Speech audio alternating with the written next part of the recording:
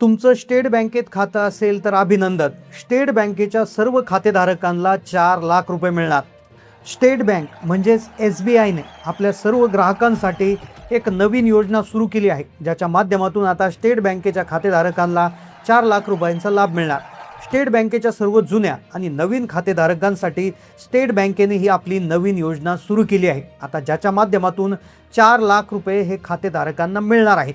आता हे कदाचित तुम्हाला खोटं वाटेल, पण स्वतः स्टेट बँक ऑफ इंडियाने त्यांच्या अधिकृत X हँडलवरून ही माहिती दिलेली आहे, ज्यामुळे ही बातमी 100% खरी आहे. आता स्टेट बँकेच्या खातेधारकांना मोठा फायदा होणार आहे, कारण की बँकेची एक मोठी सुवर्ण संधी ग्राहकांसाठी आता त्यांनी उपलब्ध करून दिली आहे. आता जे खातेधारक हा एक अर्ज लवकरात लवकर भरतील, त्यांना ताबडतोब 4 लाख रुपये त्यांच्या बँक खात्यात येणार आहेत. आता या योजनेची घोषणा स्वतः बँकेच्या माध्यमातून करण्यात आल्यामुळे अधिकृतपणे ही बातमी खरी आहे. पण याचा लाभ घेण्यासाठी एक अर्ज भरायला सांगितलाय आणि ज्याच्यासाठी अवधी दिला आहे फक्त 2 दिवस. बँकेने ही सूचना दिली आहे. पहा, जर तुम्हाला 4 लाख रुपये मिळवायचे असतील तर ही माहिती व्यवस्थित पहा, कारण की बँकेच्या माध्यमातून एक वेगळा अर्ज भरायला सांगितलेला आहे. हा अर्ज कसा भरायचा, याच्यासाठी कोणती कागदपत्र जोडायची, ही 4 लाख रुपये जमा होण्यासाठी तुमचं खातं कोणत्या प्रकारचं असणं गरजेचं आहे, खातं किती जुनं याच्यासाठी लागणार आहे.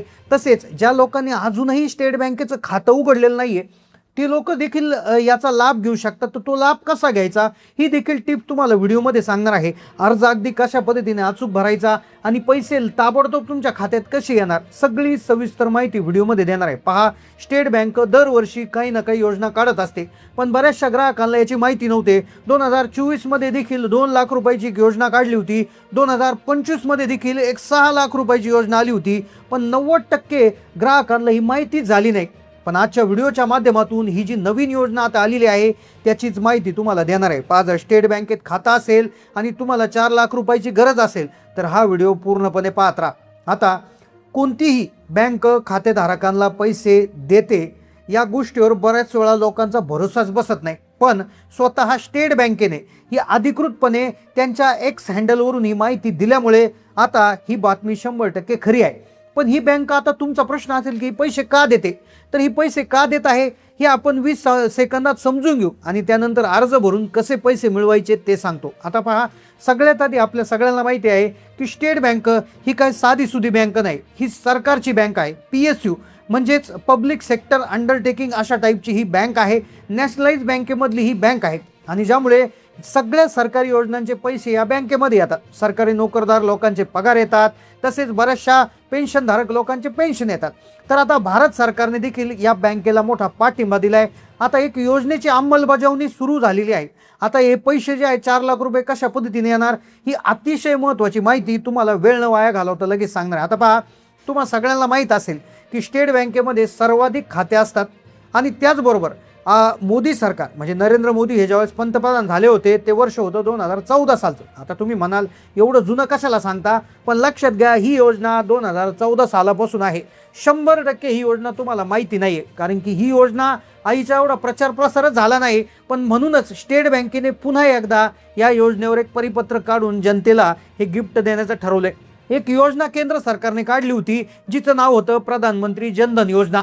आता या योजनेचा आणि स्टेट बँकेच्या 4 लाख रुपयाचं काय कनेक्शन आहे, तुम्ही तर म्हणाल जनधन योजना तर वेगळी आणि ही योजना वेगळी.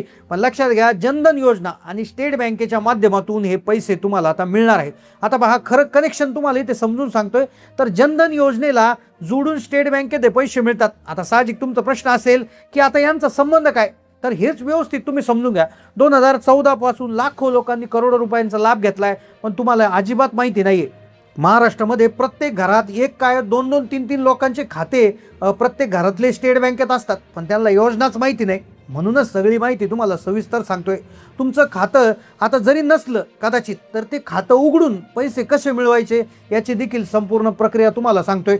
आता पहा, जर तुम्ही स्टेट बँकेत खातं उघडलं असेल आणि ते जर जनधन खातं असेल तर तुम्हाला या लाभासाठी पात्र मानले जाईल. आता लक्षात घ्या, सध्याच्या घडीला 41 ते 42 कोटी लोकांनी जनधन खाते उघडलेली आहेत.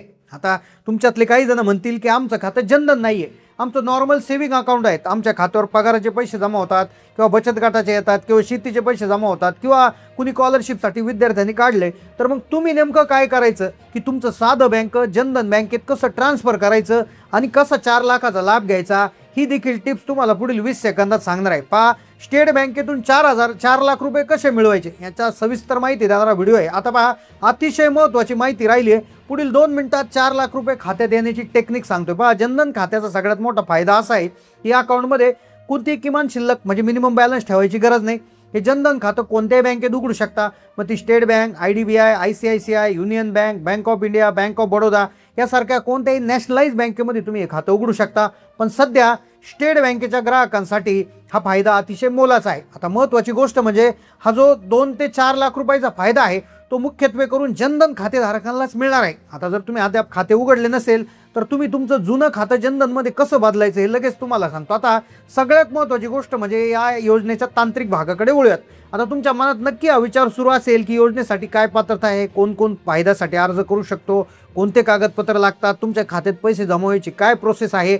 आता सगळे मुद्दे एक एक करून सविस्तर सांगतो। आता या व्हिडिओचा महत्त्वाचा भाग आलाय, त्यामुळे आता इथून पुढे तुम्ही अजिबात व्हिडिओ बंद करू नका, कारण की अर्ज भरायची माहिती सांगतोय ना, अर्जात एक जरी चूक झाली तर तुमच्या शेजारच्याला, तुमच्या मित्राला पैसे मिळतील, मग तुम्हाला मिळणार। तर सगळ्यात आधी आपण वयाची अट आणि पात्रतेचे निकष पाहूया।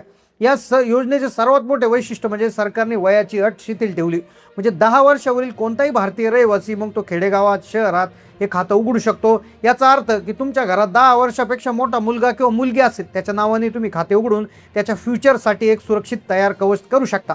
आता या योजनेसाठी कोणत्याही प्रकारची उत्पन्नाची मर्यादा नाही, त्यामुळे सामान्य कामगारापासून ते मध्यमवर्गीय नोकरदार व्यक्तीपर्यंत सर्वजण योजनेसाठी पात्र आहेत। आता मुख्य हेतू हाच आहे की देशातल्या प्रत्येक नागरिकाकडे किमान एक बँक खातं आणि विमा संरक्षण असावे। आता वळूया आवश्यक कागदपत्रांकडे। अनेकदा केवळ कागदपत्र पूर्ण नसल्यामुळे लोकांचं ॲप्लिकेशन रिजेक्ट होतं, त्यामुळे ही लिस्ट नीट समजून घ्या। आता मुख्यत्वाने तुम्हाला 3 गोष्टींची गरज आहे। पहिलं म्हणजे आधार कार्ड, हे सगळ्यात महत्त्वाची तुमची आयडेंटिटीचा पुरावा आहे। तुमच्या आधार कार्डवर तुमचा पत्ता, जन्मतारीख ही सध्याच्या कागदांशी जुळणारी असावी, अपडेट असणं गरजेचं आहे। दुसरं डॉक्युमेंट म्हणजे पॅन कार्ड। कोणत्या मोठ्या फायनान्शियल ट्रान्झॅक्शनसाठी पॅन कार्ड आवश्यक असतं। समजा तुमच्याकडे पॅन कार्ड नसेल तर घाबरून जाऊ नका, तुम्ही बँकेत फॉर्म 60 भरून देऊ शकता, पॅन कार्ड असणं केव्हाही चांगलं। तिसरं म्हणजे तुमचा रहिवासी पुरावा। जर आधार कार्डवरचा पत्ता आणि तुमचा सध्याचा पत्ता वेगळा असेल तर ration card, electricity bill, voter ID यापैकी कुठला तरी तुम्हाला एक पुरावा जोडावा लागेल। खातं ॲक्टिव्ह करण्यासाठी, या विम्याचा लाभ पूर्णपणे मिळवण्यासाठी तुमची KYC म्हणजे नो युअर कस्टमर ही प्रक्रिया पूर्ण करणं आवश्यक आहे। त्यामुळे तुमचे फोटो, साईन, बायोमेट्रिकचा समावेश होतो, जो बँकेत जाऊन तुम्हाला पूर्ण करता येतो।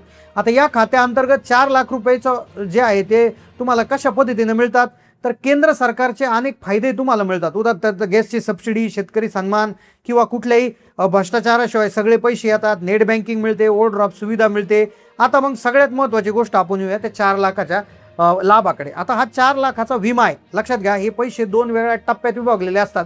पहिला भाग म्हणजे अपघाती विमा। जेव्हा तुम्ही जनधन खाते उघडता तेव्हा बँकेकडून एक रुपे क्रेडिट कार्ड मिळतं। या कार्डवर सुरुवातीला 1 लाख रुपयाचा विमा असायचा, तो सरकारनं वाढून 2 लाख केला। दुसरा भाग म्हणजे एक्स्ट्रा विमा संरक्षण, म्हणजे प्रधानमंत्री जीवन ज्योती विमा योजना आणि सुरक्षा योजना। या दोन्ही योजनांच्या अंतर्गत सरकारी इन्शुरन्स स्कीम या खात्याला जोडून घेतल्या, याचे वार्षिक हप्ते अत्यंत कमी असतात, म्हणजे दिवसाला 1 रुपयांपेक्षा कमी खर्च येतो, तर तुम्हाला अतिरिक्त 2 लाख रुपयांचं संरक्षण मिळतं। अशा प्रकारे तुमच्या नावावर एकूण 4 लाख रुपयांचं सुरक्षा कवच तयार होतं। आता तुम्ही म्हणाल हा इन्शुरन्स आहे, दुर्दैवाने जर खातेधारकाचा अपघात झाला किंवा दुर्दैवी अंत झाला तर त्याच्यावर अवलंबून असणारे जे नॉमिनी आहेत त्यांना हे पैसे मिळत असतात। तर यासाठी तुम्ही डेथ सर्टिफिकेट, अपघाताची नोंद, FIR, त्याचबरोबर पोस्टमॉर्टम रिपोर्ट, जर लाभार्थ्याचा अंत झाला असेल तर त्याला किंवा परमनंट अपंगत्व झाले असेल तर डॉक्टरांचे सर्टिफिकेट, हे सगळं 90 दिवसाच्या आत तुमच्या रुपे क्रेडिट कार्डच्या याच्याबरोबर तुम्हाला जोडून द्यावं लागतं। आता यासाठी आधी स्टेट बँकेचं बचत खातं असेल तर तुम्हाला पळपळ करण्याची गरज नाही, तुम्ही मूळ बँक ब्रांचमध्ये जाऊन एक अर्ज देऊ शकता की माझं खातं प्रधानमंत्री जनधन योजनेमध्ये ट्रान्सफर करा। ते ट्रान्सफर केलं जातं। सगळ्या प्रक्रियेमध्ये वारसदार लावणं खूप गरजेचं आहे, कारण की इन्शुरन्स आहे, पण तुम्ही वारसदारच लावला नाही तर ते पैसे कोणाला मिळणार। शेवटी एकच गोष्ट लक्षात घ्या, ही योजना केवळ कागदावर नसून लाखो सामान्य नागरिकांचा याच्यावर आजवर फायदा घेतला आहे। आजच्या महागाईच्या काळात, रस्त्यावरच्या अनिश्चिततेच्या काळात आपल्या फॅमिलीला असे आर्थिक प्रोटेक्शन देणं ही काळाची गरज आहे। हे विमा संरक्षण मिळण्यासाठी तुम्ही कोणत्याही प्रायव्हेट एजंटला किंवा मध्यस्थाला 1 रुपया देऊ नका।